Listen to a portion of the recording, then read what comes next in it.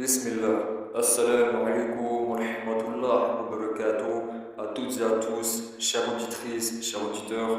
ainsi que non-croyants et croyants et croyantes et croyants. Aujourd'hui, bi'idhnillah azza wa jal, nous allons ainsi proposer le sujet, ou le devoir plutôt, de contre l'idolâtrie. L'idolâtrie qui, nous rappelons, fait partie du shirk, de l'association Allah tabaraka wa ta'ala, c'est-à-dire mettre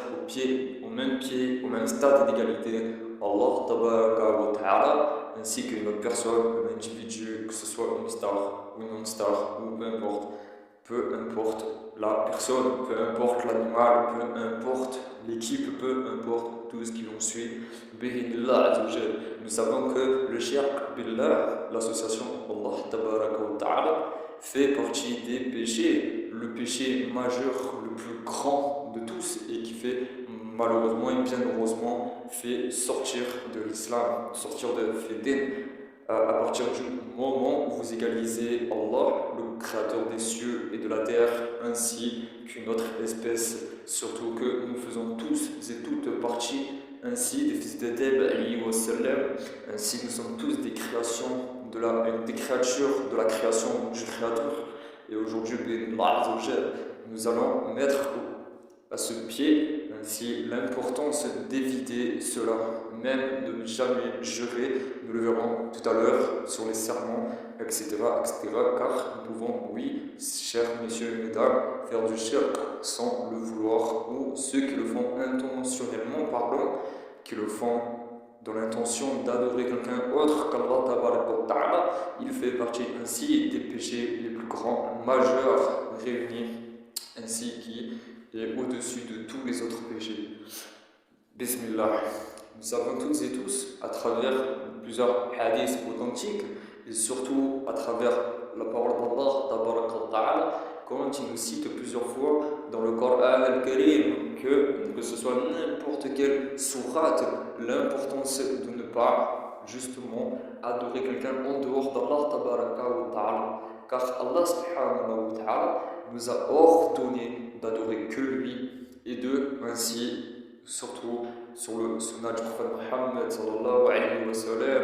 d'obéir à Allah et d'obéir au prophète Muhammad sallallahu alayhi wa sallam, sans pour mettre autant le prophète Muhammad sallallahu alayhi wa sallam au même pied de stade qu'Allah tabaraka wa ta'ala. Donc certaines sectes font cette apologie-là, malheureusement, et il faut toujours être au centre, c'est-à-dire être toujours dans le juste milieu, comme Allah tabaraka wa ta'ala aime.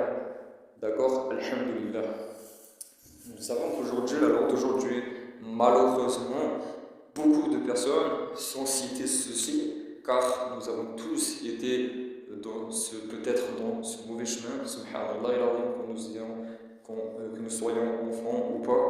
subhanallah. Il y a toujours eu cette dégradation de l'âme, de l'esprit, qui détruit totalement ainsi votre rationalité à pouvoir justement s'écarter de ce droit chemin et pouvoir ainsi être dans la pire des perditions. C'est pour ça qu'à l'heure d'aujourd'hui, subhanallah,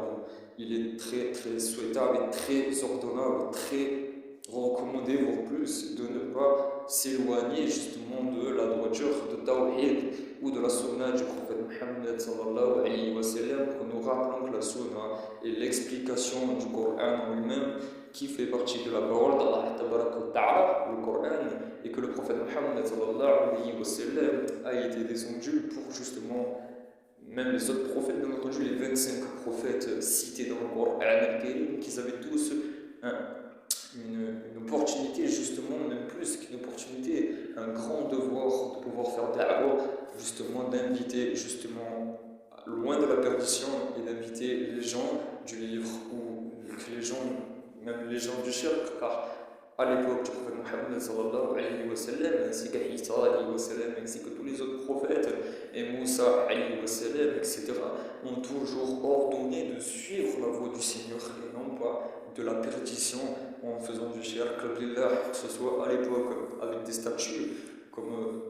nous pouvons encore voir à l'heure d'aujourd'hui, mais encore pire, d'idolâtrer une personne, c'est-à-dire pour sa capacité d'avoir, c'est-à-dire un talent ou quelque chose de la sorte, et ne jamais favoriser un être humain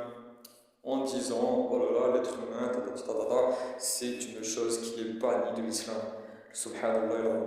Nous savons tous et tous que même une équipe de foot peut être adorée. Une star, un certain point, s'il fait partie du bon ou du mauvais, les gens vont suivre cette star, les se fermer, et c'est pour cela, subhanallah, que ce rappel est ultime. Al-Tawhid, l'unicité d'Allah nous suffit amplement avec la sunna du prophète Muhammad sallallahu alayhi wa sallam. Donc voilà, chers frères, chères sœurs, il est très important de pouvoir s'éloigner de cela, car si dans votre vie vous vous retrouvez toujours face à de mauvaises conjonctures, etc., c'est malgré qu'Allah est généreux, il donnera toujours une part de subsistance à quiconque ici-bas, même à l'injuste, car Allah est omnipotent et omniscient. Subhanallah, il est très très important, mais ça a été pour le cas de certains de la chrétienté, malheureusement d'aujourd'hui, malgré que l'évangile a été attesté au niveau du Coran al-Karim, et que nous rappelons que l'islam est la suite de l'évangile, comme l'évangile était la suite de la Torah, il est très très important de pouvoir, subhanallah, pouvoir suivre cela, car un peuple qui n'a pas changé sera toujours dans les mêmes conditions. On dit qu'un peuple qui change, qui essaye d'aller dans la progression, Allah va les préserver, va leur donner une mort, subhanallah, qui vont pouvoir, que ce soit un martyr ou autre, que nous rappelons martyr, on ne fait pas partie de quelqu'un qui va tuer au nom d'Allah ou qui que ce soit, car nous rappelons que tuer un être humain, c'est comme tuer toute l'humanité entière. Donc il est très important, subhanallah, de relativiser là-dessus, de toujours être bon envers son prochain, etc., sans rentrer dans du chemin de bisounours, car Allah nous donne l'opportunité ainsi de pouvoir faire la loi du talion, c'est-à-dire toujours se défendre quand une personne vous manque en injustice, mais il est préférable de toujours rester dans les pas du prophète Mohammed sallallahu alayhi wa sallam, qui lui, en face de toute conjoncture, en face de toute injustice, a toujours ainsi préféré dans certains hadiths, comme par exemple un hadith où un compagnon accompagne le prophète Muhammad sallallahu alayhi wa sallam, qui se fait prendre par injustice par une personne d'une tribu. Le prophète Muhammad sallallahu alayhi wa sallam s'éloigne ainsi de la dispute sans parler et sans rien dire, en se laissant entre parenthèses faire. Le compagnon va choquer le prophète Muhammad sallallahu alayhi wa sallam, il va lui dire mais pourquoi es-tu parti? Pourquoi es-tu parti sans rien dire? As-tu peur de cet individu? Le prophète Muhammad sallallahu alayhi wa sallam lui dira je suis parti car j'ai vu le diable à côté. Subhanallah, c'est pour ça, alhamdulillah, toujours suivre ces deux voies et ne pas s'éloigner de l'une ni de l'autre, car nous savons qu'aujourd'hui nous sommes dans une époque de trompeurs. Car nous le verrons sûrement dans une prochaine vidéo. Pour en revenir, il ne faut jamais même s'auto-idolâtrer. Toujours garder cette conjoncture cette injoncture de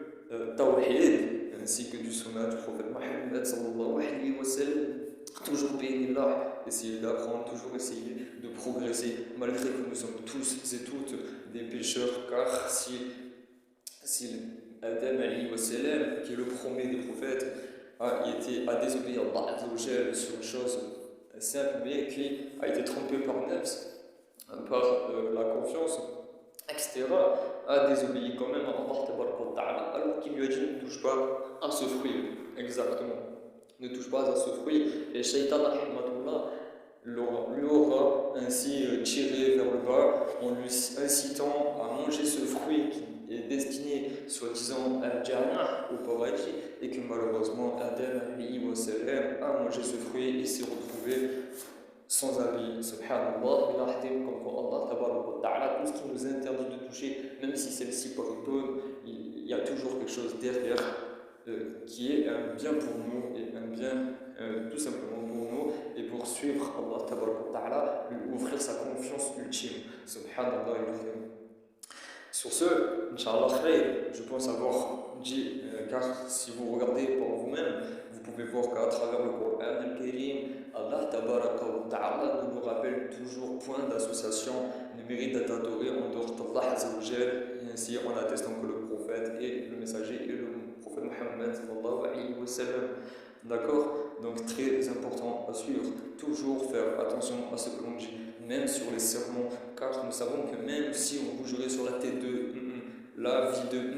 ou le Coran al-Karim, ou jurer sur la Mecca, la Mecque, etc., tout ça fait partie d'un shirk proprement dit, mais là, car Allah Ta'ala nous autorise seulement à jurer à son nom, et surtout quand vous jurez, ne jamais, toujours réfléchir à 2 fois avant de jurer et d'être sûr de ce que vous ramenez en serment au nom du Créateur, car un jour ou l'autre nous serons questionnés par rapport à notre serment, et il y a même un verset qui nous est explicite par rapport à cela, que le moindre serment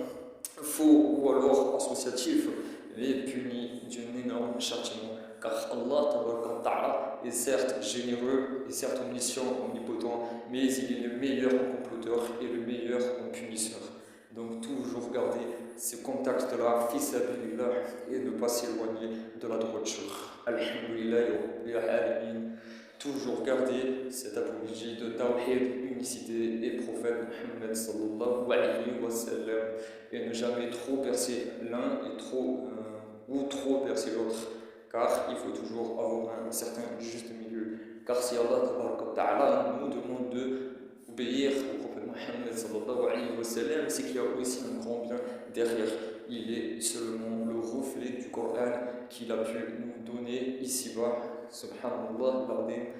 avec toute sa connaissance, alhamdulillah, alors qu'il a été traité de tous les noms, qu'il a été sous-estimé, etc., parce qu'il a été berger, fils de berger, etc., il a toujours été sous-estimé, mais les gens qui ont été bienfaisants, qui ont voulu le khayr, qui ont voulu la vérité, qui ont voulu la haqq, qui ont voulu la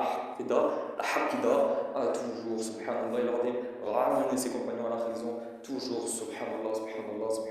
walhamdulillah, rabbil alamin. La meilleure des religions est la seule acceptée d'Allah, et ainsi,